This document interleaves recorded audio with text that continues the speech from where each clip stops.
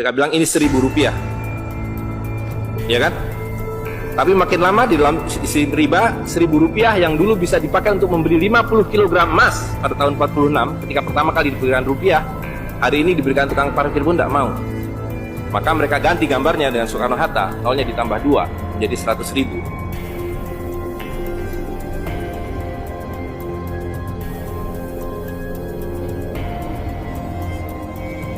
Yang 99.000 dari mana? Ya kan? 99.000 dari mana? Dan kalau ini kita belah 2, dibelah 4, mau saya kasih 4 mahasiswa. Kemana samannya tadi itu nilainya? Ya, ini seperti sihirnya Fir'aun yang menjadikan tali sebagai ular. Nah, orang Amerika bilang, pedagang Amerika, saya juga punya kertas sendiri, namanya greenback. Tapi kertas saya punya 10.000 kali lipat dari kertas saudara. Jadi kalau Bapak Ibu sekalian, adik-adik pergi ke Washington sana, ke New York, bawa uang 100.000. Belum tentu mahasiswa punya uang 100.000 kan? Harus bekerja 2 hari untuk mendapatkan uang 100.000. Pergi ke Washington, saya mau beli Coca-Cola 1 botol. Apa mereka bilang? Apa mereka bilang? Ini kertas funny, this is funny paper, gak laku. Tapi siapapun datang ke Ternate dengan $100, you punya cengkeh, berikan pada saya. Saya mau beli, you punya Coca-Cola, tapi saya minta 1 truk. Apa yang kita lakukan? Kita berikan Coca-Cola 1 truk, karena mereka bilang, mereka bisa yakinkan kita, selembar kertas mereka 10.000 kali lipat dari lembar kertas kita. Dan mereka bilang, kita punya kertas tidak laku, mereka punya kertas laku di seluruh dunia. Betul nggak? Dengan cara itulah seluruh cengkeh Ternate habis. Pala Ternate habis. Seluruh kekayaan Ternate habis, hanya diganti dengan byte komputer. Dengan cara itulah kemiskinan dan pemiskinan dilakukan oleh para bankir. Jadi banking is crime, and bankers are the criminal. Dengan sihir ini. Ya. Nah, dan ini baru satu fase. Saya minta satu tahap lagi untuk menjelaskan dengan uang kertas yang sudah merupakan kezoliman ini, ya, itu menjadi berlipat ganda zolimnya melalui banking system, di mana ini digelembungkan. Kalau tidak ada bank, kalau saya punya uang 100.000 dipinjam oleh Ustadz Nur, maka uang saya habis. Saya akan memiliki kembali kalau dikembalikan. Tapi dengan banking system, kalau uang ini saya hutangkan, dia beranak pinak 20 kali lipat. Uang 100 miliar kalau ditaruh di bank, maka bank detik itu mencatatkan dalam bukunya punya uang 100 miliar. Betul nggak? Dan itu dilegalisir oleh pemerintah, bahwa you boleh mengakui itu sebagai milikmu.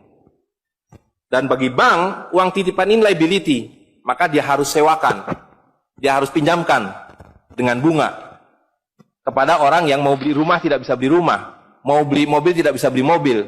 Jangan khawatir, saya beri kredit. Tapi harus tahan 10% untuk cadangan. Ya kan? Dan semua orang dibikin miskin.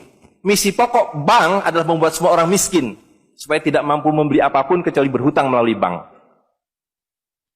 Maka ketika 100 miliar ini diterima bank, maka dia bisa mengutar itu 20 kali dengan bunga katakanlah 10%.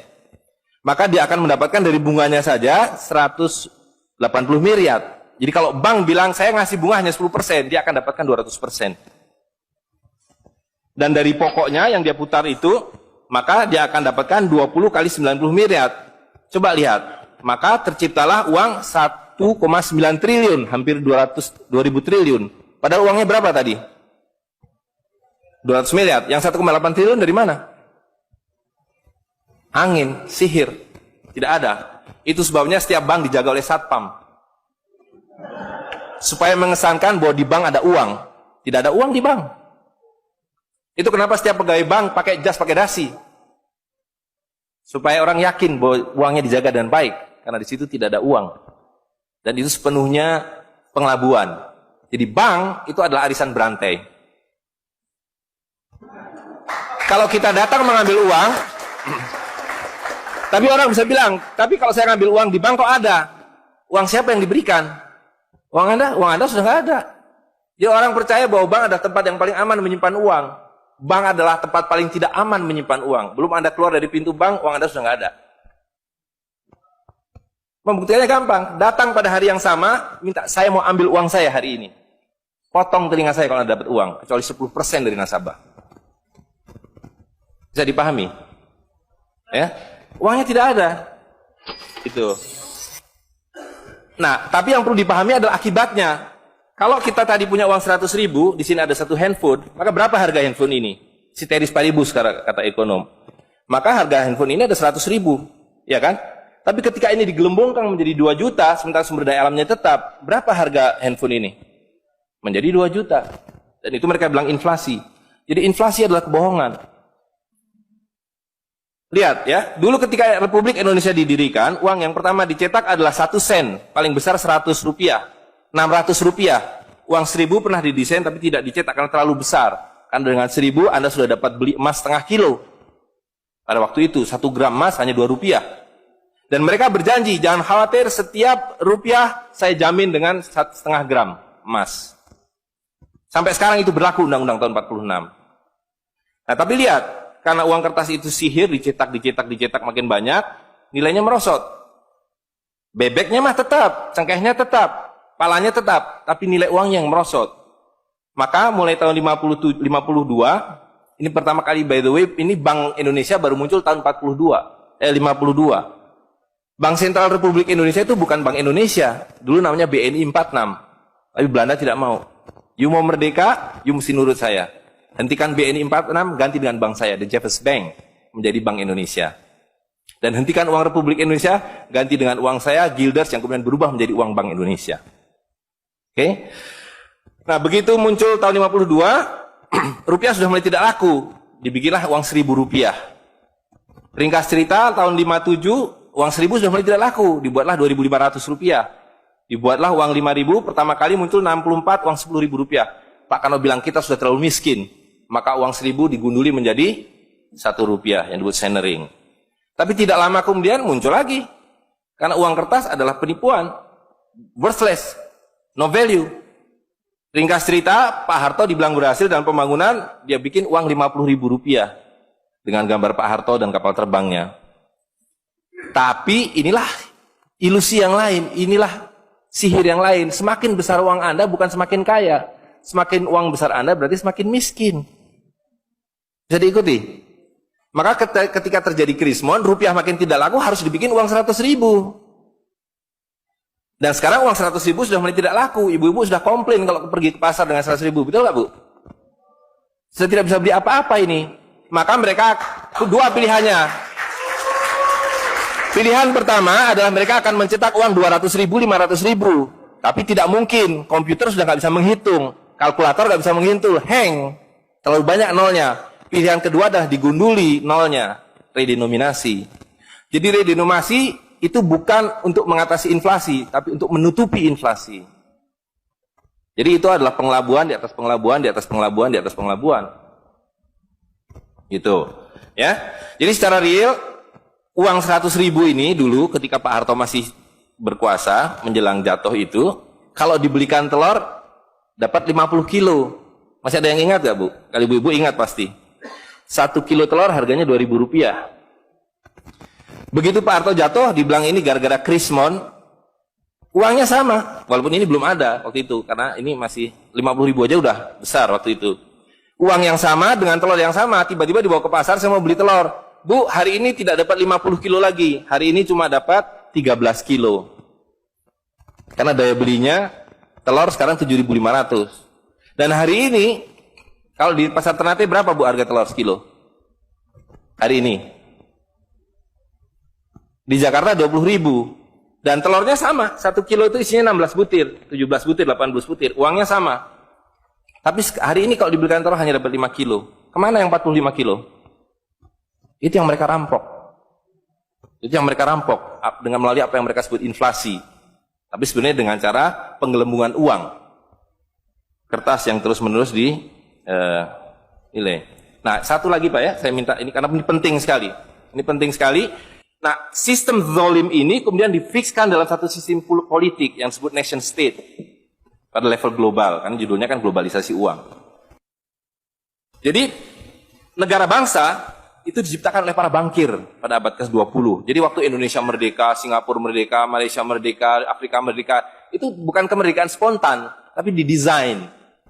Didesain karena kalau dulu mereka mau merampas cengkeh orang Ternate, mau merampas kepala orang Ternate, dia harus bawa serdadu ke sini, dia harus ambil cengkeh dan kepalanya, repot kan?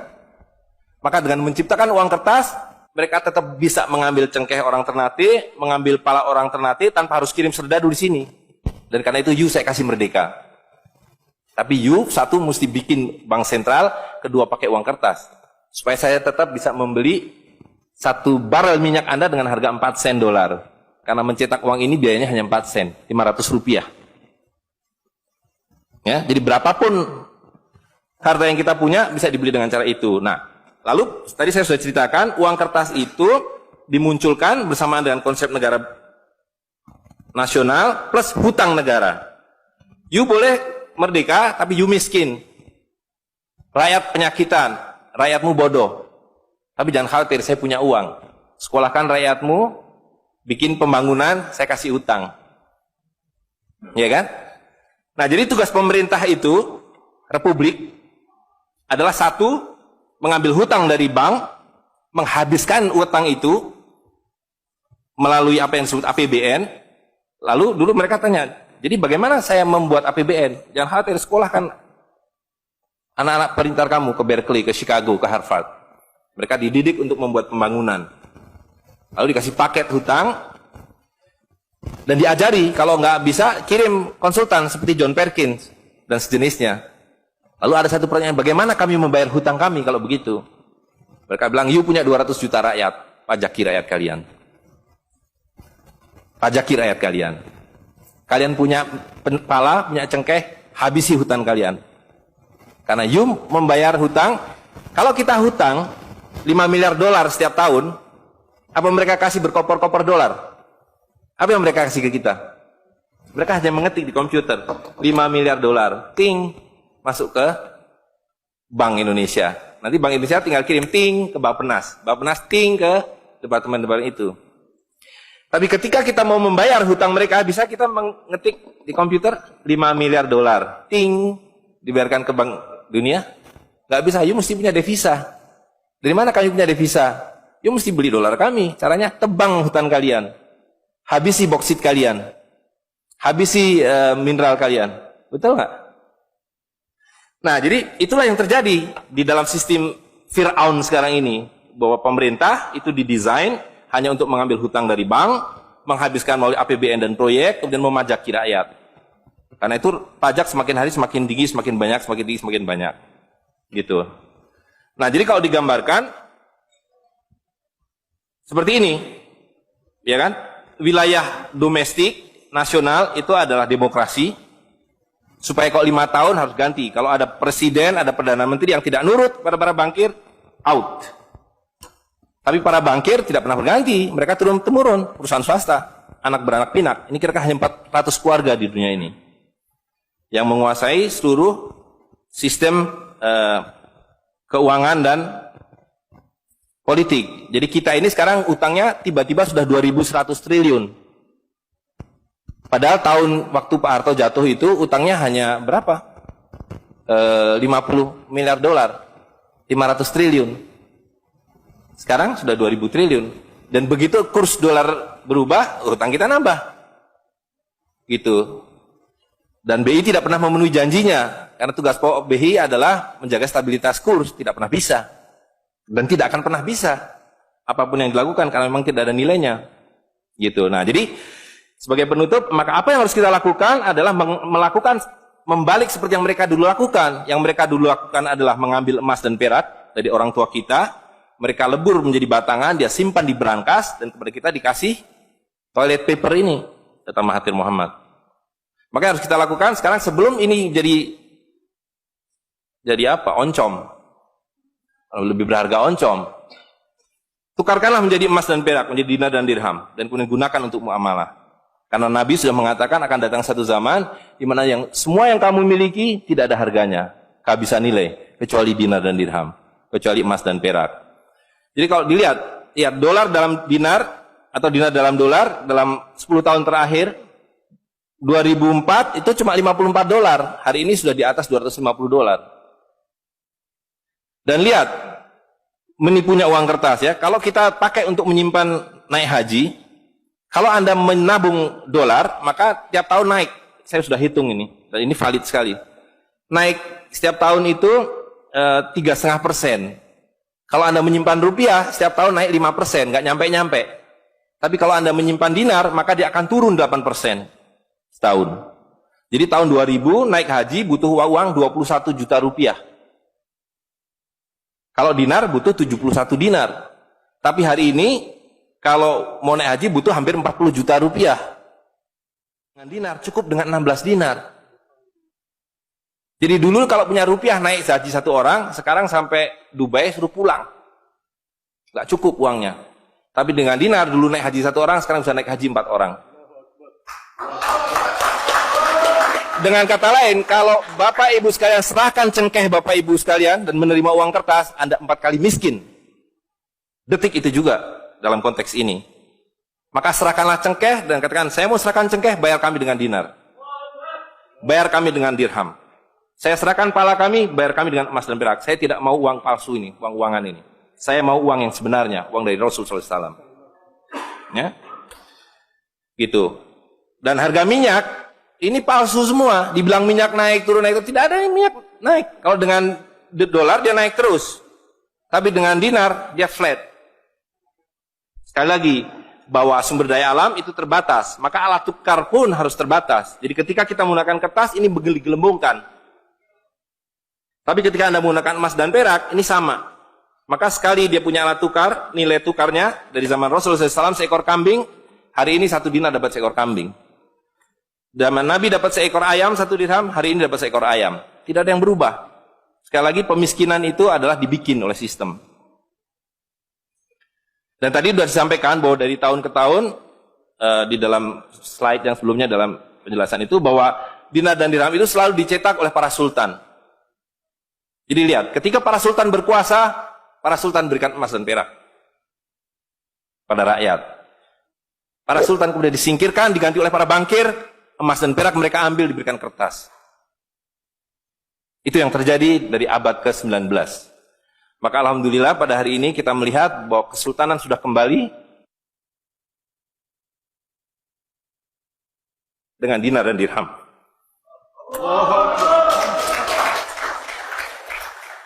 Dan ini adalah awal berakhirnya sistem riba. Ini adalah awal dari janji Allah SWT, yamhaqwahu riba wa yurbi sodakotan. Aku suburkan sedekah dan aku hancurkan riba. Kehancuran riba ditandai dengan seperti apa yang dikatakan Nabi, kehancuran mata uang kertas. Suka atau tidak suka, terima atau tidak terima, ini adalah awal kehancuran. Dan karena itu yang harus kita lakukan adalah supaya kita tidak ikut hancur di dalamnya, kita song-song kembalinya dinar dan dirham. Dan itu berarti kembalinya sultania. Dan Ternate adalah awal dari kembalinya dinar dan dirham dan sultania bersama dengan Kesultanan Cirebon, bersama dengan Kesultanan di Sulu. Jadi sekarang sudah ada 3 sultan yang mencetak kembali dinar dan dirham. Dan ini akan mengawali kembalinya dinar dan dirham di seluruh dunia.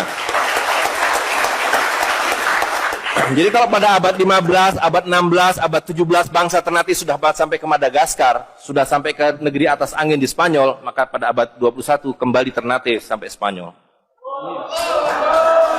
Ternate sudah kembali sampai Afrika Selatan, sudah sampai Eropa melalui dinar dan dirham yang berlaku di seluruh dunia. Orang Amerika tidak bisa mengatakan emas saya 5 kali lipat dari emas saudara, tidak bisa. Emas kami dari Ternate sama harganya dengan emas kalian. You 1 dinar, kami 1 dinar. You 1 dirham, kami 1 dirham. Itulah keadilan. Ya. Jadi karena itu Bapak Ibu sekalian, yang terakhir sekali saya ingin sampaikan, dinar dan dirham yang kita bicarakan ini tidak ada artinya kalau berhenti hanya di dalam ruangan ini. Dinar dan dirham harus segera berkemerincing di kota Ternate.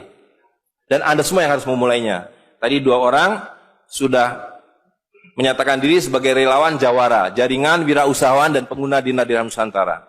Maka dalam waktu sebentar, insya Allah di Ternate, dari 2 orang ini akan menjadi 2.000 orang yang menggunakan dinar dan dirham.